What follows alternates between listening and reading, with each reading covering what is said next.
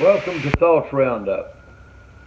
In case you missed yesterday, I decided yesterday I wanted to just talk to y'all. No notes, no nothing, just want to talk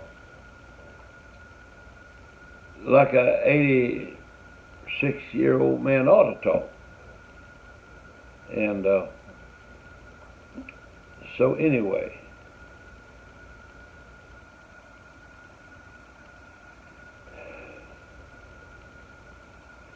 well,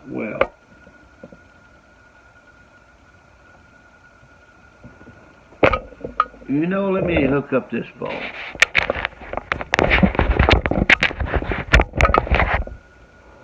I think that volume just a little bit. I just don't pay all this stuff enough attention, I guess. Just get on and start talking, but that's what I wanted to do, is talk a little bit. And of course, the swamp was in the back of our house, and about a half a mile of swamp was back there. In the front, we had our field. The road kind of made a curve, and it was going up to the big gate. Well, they had watermelons on the right-hand side, corn on the left-hand side, and to the extreme left, there was some plum trees down there. Oh boy. Red plums and also yellow. And I had a box of salt hid down there, and I'd go down there and take that Morton salt. When it rains, it pours. And I'd take and dip those ripe plums in that salt. Oh, it tasted so good.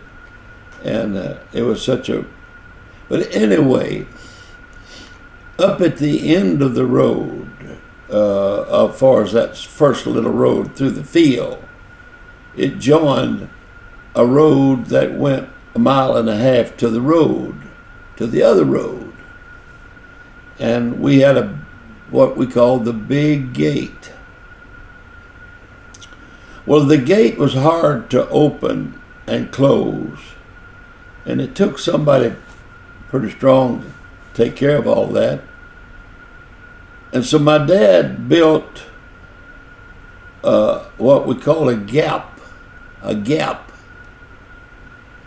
And he built steps up, and one flat board on the top, and then steps going over. So you didn't have to open the gate. We could just come and climb over the fence and be on our way to school. We had to walk a mile and a half to catch a bus and things like that. Well, my dad would come home about 5 o'clock. And I'd ask my mom to let me know when it's almost 5. And I'd go up to the big gate. And I'd stand up on top of the gap. And I would listen, because if I listened real careful, there was so much corduroy road, so much bumps and so forth in the road. The old road was a dirt road. And I could tell when he turned off of the gravel road onto the dirt road if I'd listen real careful. If not, I could hear him pretty soon. And I knew he was coming. And I would get so excited. My dad was coming home. And there was there was a curve down there, jessamine bushes on the right-hand side. And then on the left, across from the bushes, was Mama's washing place. That's where she washed the clothes. I'll talk about that later and tell you about it. And So I could tell about where he was because I knew how the bumps were. And if they were loud and so forth and rattling, and I know about where he was.